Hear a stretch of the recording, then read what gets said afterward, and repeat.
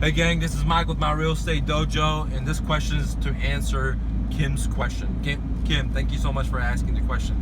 And you had two questions you asked me. The number one question is that if you're on the phone, you pick up the phone, and the seller tells you their first and last name, should you only use their first name? That's a really good question. I only use their first name because I am not trying to keep it professional with them. I'm trying to build rapport. I'm trying to be their buddy. I'm trying to be their friend. And friends don't call each other with their last name. They don't say, hey, blah, blah, blah. They just say, hey, Mike. Hey, Mike. Or, or they might have a nickname for me or something like that, okay? And that's what they call me. And so if you're using the seller's last name, it just makes it too formal, okay? And that's not what you're trying to do. You're not trying to create separation. You're trying to merge with them. You're trying to become their friend. You're trying to become on their same side. So definitely do not use their last name, dude, okay? Just use their first name just like a friend does. Now, your second question was that if they're in the military, if they're at a certain age and older, should you use Mrs. or Mr. or even should you use sir and no sir, no ma'am? All right. Before I answer that question, I want to make sure I explain that I'm a highly believer using words like yes sir, no ma'am when I talk to people, okay? Besides salespeople. So I'm a highly believer having respect and being nice and humble. However, when I talk to a seller, I do not recommend you guys using yes sir, no sir, or Mrs. and Mr. and any of that stuff, any of that formal stuff that's gonna kind of like bring them up. Because even though I teach sales alignment, which is to create a win-win situation, the truth of the fact is I'm not higher than them. Our souls are exactly the same. We're exactly equal. But when it comes to finances, when it comes to the cash, when it comes to the experience, to the idea of real estate, I am the fucking expert. I surpass them.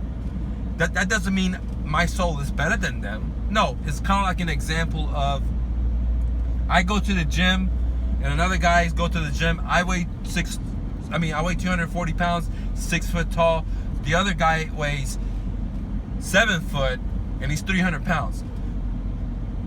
As a given, that guy surpassed me in his strength and his power. If he could definitely lift more than I do, he definitely overpassed me by his sheer size over me. That's a given. I'm not gonna argue about that, right? That's a given.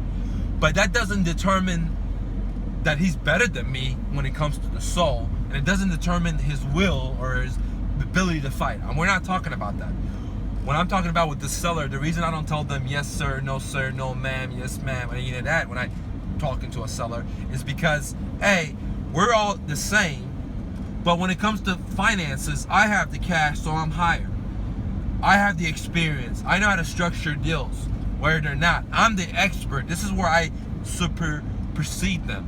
And therefore, if I supersede them, I cannot be calling them sir and no, because psychologically, they're going to think that they're higher than me or they have more value, which when it comes to negotiation, I don't want to portray that. I'm a very, very, very nice guy, but if I'm doing a sell, I'm doing negotiation, I'm not gonna say yes sir. I'm not gonna say no ma'am. I'm gonna call you by your name like your friend does, and I'm gonna talk to you like your friend does.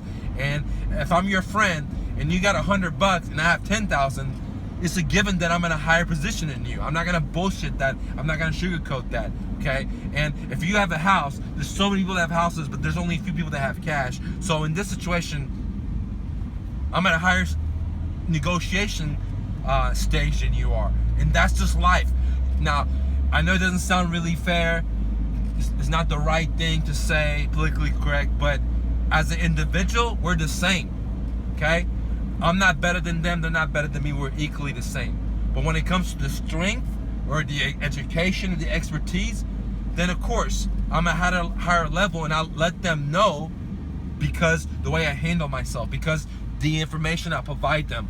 When I talk to a seller, even that the seller and me are exactly the same soul, the same people, I'm at a higher level because I'm being the expert. I'm educating them. So instantly I separate myself from the seller because I'm higher. And if you can't do that, if you can't persuade that mirage, if you can't paint that painting that you are, then you're not gonna get a lot of deals compared to the guy that can do that. They can say, look, I'm the expert, and they're doing that by positioning themselves at a higher situation.